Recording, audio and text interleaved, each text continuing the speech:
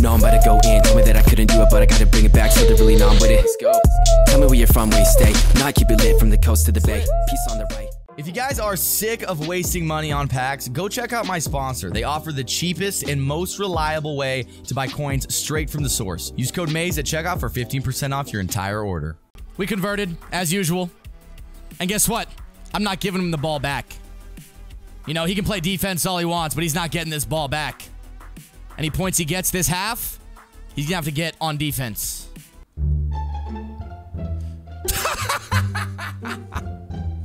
Fuck! Hello, and welcome back! In today's video, we are on episode 5 of our Weekend League recap.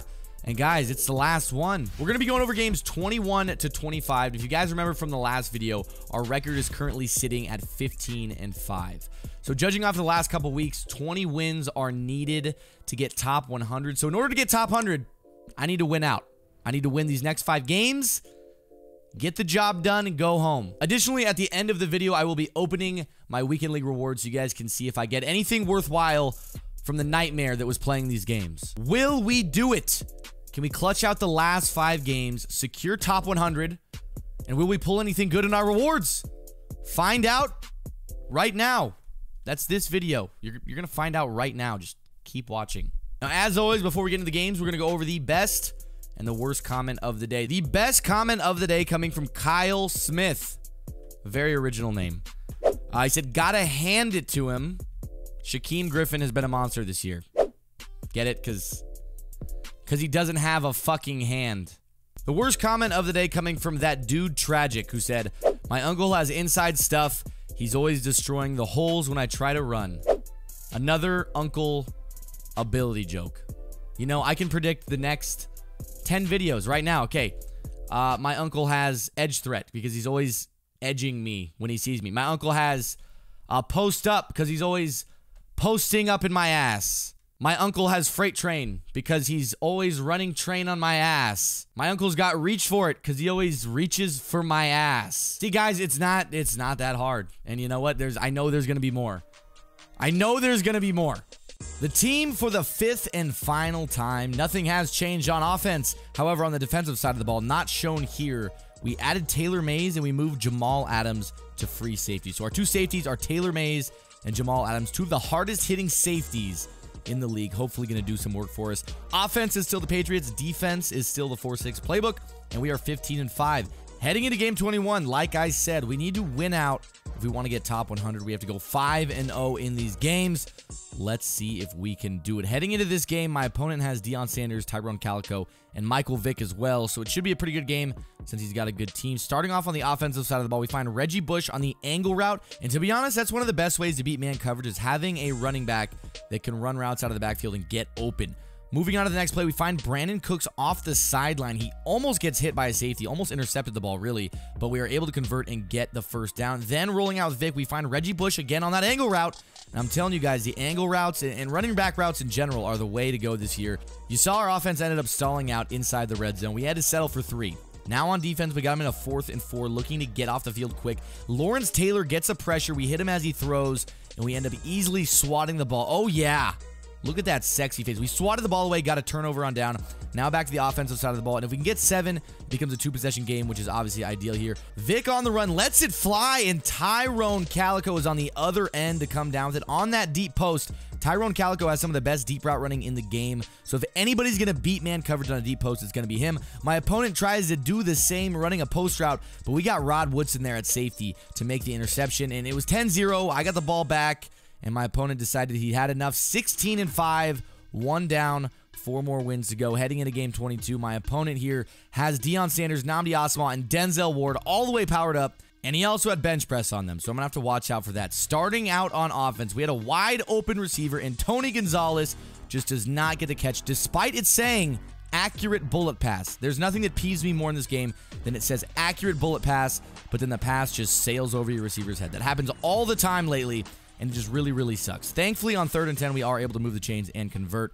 And people were telling me in the chat that this guy's actually pretty good. Someone said he went 25-0 last week. So we need everything to go our way, and we cannot afford to let EA fuck us. Thankfully, Reggie Bush takes up off the sideline, gets inside the 10-yard line, and as usual, I am not able to finish a frickin' drive, and we are forced to settle for 3 instead of getting 7, which is a bummer. But if we can play defense, we can make all that go away. So starting off, you see we're showing a kickoff, and boom! Stripped!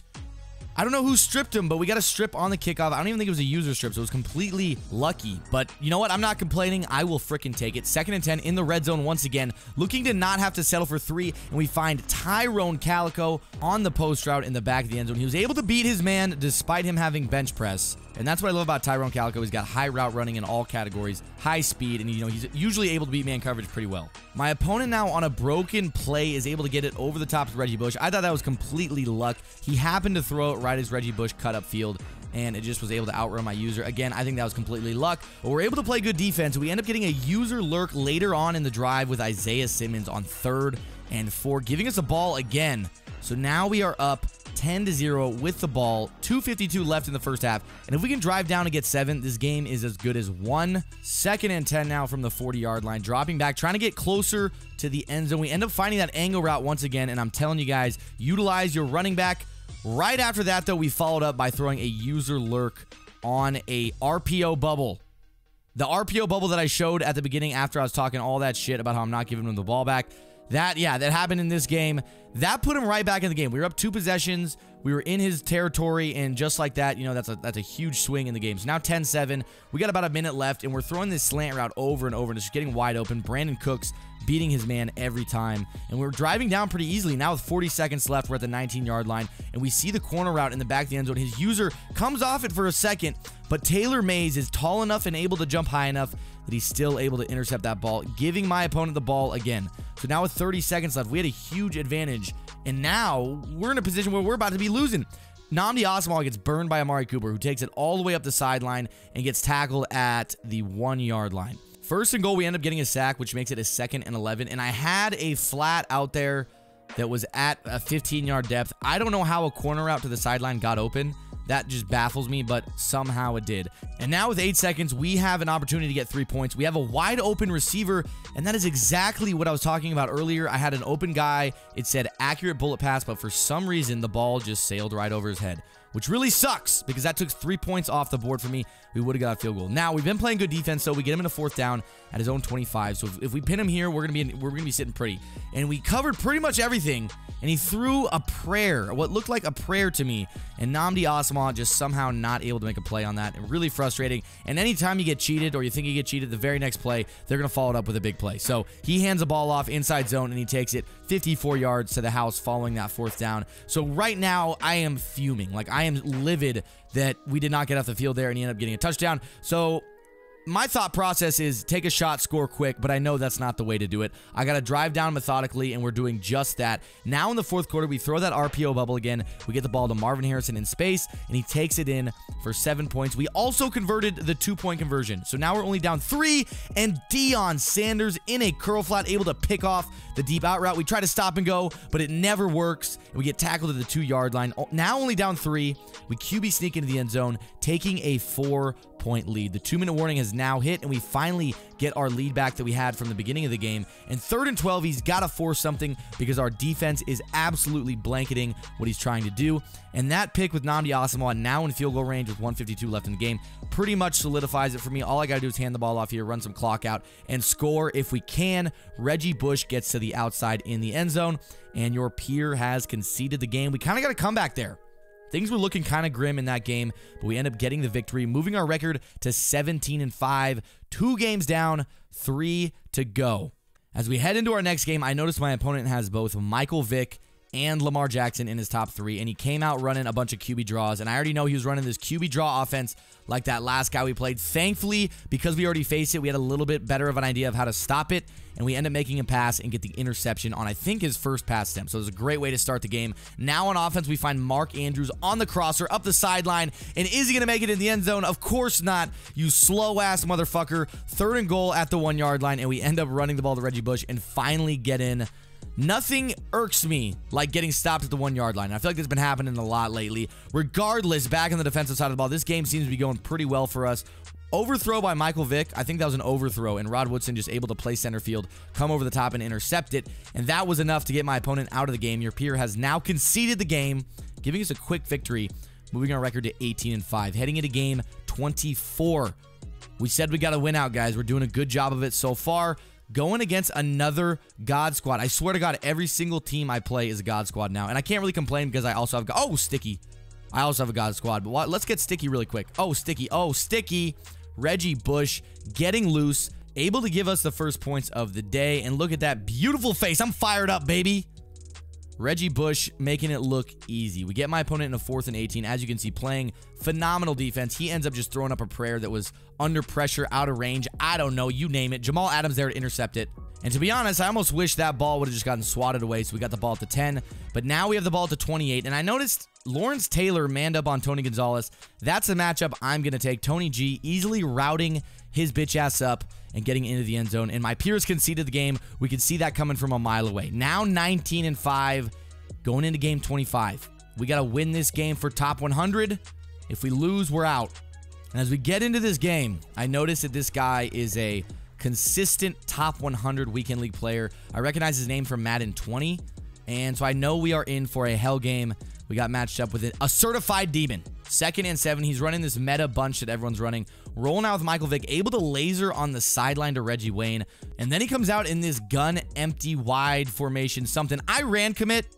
I'd say 9 out of 10 times when guys come out in that formation, they're looking to QB draw. And so I was expecting a QB draw. I ran commit, and he ends up throwing a streak for a touchdown. We got to fight back on offense now that we gave up that boneheaded 7 points. I go for a cover 3 beater. Cover 3 beater. I'm rolling out with Vic. We see it's open, and unfortunately for some reason, because this guy was running bench press, we had Andre Johnson in instead of Calico. Calico would have easily beat that coverage and got open for a touchdown. Unfortunately, it was Andre Johnson because Calico was tired. The next play, we end up getting hit as we throw an interception that is easily picked off by Nnamdi Asomugha. Now back to defense against this bunch, and Vic is just making us pay. We didn't have a QB spy out there. This guy was also good at quick hiking me. I wasn't always able to set up my defense the way I wanted it to because he was just quick hiking me. And so because of that, he was able to take advantage of the things I didn't have adjusted. He ends up finding the running back wheel for a touchdown, which was unfortunate because it was 3rd and long. I wasn't expecting to give that up. Now back to offense. We really need to get points because he's put up 14 on us. Thankfully, we get the ball in the second half. We see the post route. I get hit as I throw it again. And this post route is just the death of me. The first time we threw it, it was Andre Johnson in. The second time we throw it, we get hit as we throw it, even though he's open. I just want to throw a post to Calico. Is that too much to ask for? Thankfully, my opponent does the exact same thing, but you're going to see we don't get rewarded with a pick. And this always seems to happen to me. I drop picks, but the one time I throw a contested pass, it's always going to be intercepted. Now, my opponent kind of messed up. We ended up getting a safety at the end of the first half, and now he also left us with a little bit of time to drive down and get in field goal range. So with 10 seconds left, we throw a dot to Mark Andrews. We get in field goal range, and as time runs out in the first half, we take our 3. So it's now a 5-14 game. A little bit of a weird score, but we get the ball starting out in the second half. So with an opportunity to go down here and at least make it a close game. So we're driving down. You saw us check down to Reggie Bush there. Next throw, we throw to Tony Gonzalez on the crosser. Another first down. And we are driving very methodically. We're being very safe. And we hand off up the middle of Reggie Bush. There is some space. We tried to stop and go. It doesn't work again. I will say earlier it worked pretty well, but this time we failed once again. But we end up getting in field goal range, kicking our 3, making it an 8-14 football game. Only down 6 points now, and he throws it. We lurked him, and Isaiah Simmons drops it. And you know, this is what I'm talking about. He throws it in coverage. I play perfect defense. I couldn't have done anything better. I baited him, all that good stuff, and we don't catch the ball. Yet anytime I throw into traffic, it's always going to be an interception. Watch, we get the ball back, and watch, I throw it into traffic. No, just hit it down like it did to me. Maybe his DB drops it. No, of course not. Diving catch for Nnamdi Asomugha, giving him the ball back. 3rd and 1 here. He goes with a QB draw this time, and he gets annihilated by Adrian Wilson. But despite the hit stick from Adrian Wilson, he doesn't cough the ball up. I don't know how Michael Vick doesn't fumble there. Later in the drive, he decides to try to catch us off guard with a pass. We ran commit, and Denzel Ward just had high enough play rec where he dropped back last second, and we got the pick. So with 1:21 left, now we can drive down and win this game. If we get 7, we got an opportunity for a money drive. 3rd and 3, 45 seconds on the clock. Michael Vick sees a wide open Mark Andrews, and for some reason, the ball just sails over his head. It's like he stopped running right before I clicked on. He had separation. He was open. Now we are in a 4th and 3. We run the same play. This time it's a cover 3 beater, and we got Tyrone Calico with 30 seconds left. The back of the end zone, an absolute laser from Michael Vick, and that gives us the 1-point lead with 30 seconds left in the game. Now, like I said before, this guy kept quick hiking me, and that was making my coverage just so shaky. On a drag route, we didn't even have a flat out there. We missed a tackle, and now he's already at the 46. Then we didn't have time to get our QB spy out there, and Michael Vick takes off. And in 2 plays now, because of the quick hikes and an incomplete defense, he's able to get in field goal range. We ice him. We go for the block, but we are unsuccessful. And just like that, the comeback Cinderella story to top 100 does not see fruition. So another disappointing week in Legend tier with 19 wins, 1 win away from top 100. I can guarantee you guys that moving forward, we're top 100 every week. But until then, we got to open our Legend tier rewards. So 300 Series 2 trophies, which isn't too bad. Trophies actually do carry some solid coin value. And then a 50,000 coin quick sell. Additionally, we have our Hail Mary pack, midfield packs, red zone packs, and touchdown packs. And if you guys are opening at home, I will tell you, my advice is always take the coins. But for the sake of the video, I am going to open for the cards. So we're going to see if we can pull anything. Today also marks Team of the Week. So they released a new Odell Beckham today. There's a couple, I think there's a limited AJ Green in packs. And to be honest, Odell Beckham looks better than AJ Green. So I don't even want to pull AJ Green. But I'm sure AJ Green is selling for a good amount of coins. So, again, take the coins if you're opening rewards of your own. The midfield packs go for 10,000, I think. And I think I have yet to pull anything worth even close to 10,000 in any of my midfield packs all year. So, I accidentally took the quick sell this time. I didn't mean to do that. I took the 10,000 coin quick sell. All right, opening the next one, I will remember take the pack this time. And show me an AJ Green. You know, I don't ask for much. All I ask is that you let me get a limited pull this one time. Minkah Fitzpatrick, that's actually a pretty solid power-up. And an 83 Adam Thielen. So you know what? This pack was actually pretty good. Pretty sure Adam Thielen goes for like 20K. And then this Minkah could be valuable if they release a new free safety Minkah Fitzpatrick. So you know what? That was a good pack. I'm okay with that pack. Moving on to the red zone pack. These carry a 25,000 coin. Quick sell value. Nope, don't want to. I want to access. They made the quick sells first this time. So I'm used to just selecting the pack first, but they made the quick sell the first option. So I gotta remember, take the pack. 81 overall. 81 overall. You know what? 2 elites. The packs are not bad today, actually. The packs are pretty good. And for our final red zone pack, if we continue this pace where we're getting elites in every pack, I'm okay with it. And if honestly, I'm gonna feel good going into these touchdown packs if we get another elite here. This might be an elite. And the 80 overall Gardner Minshew. Now that wasn't great.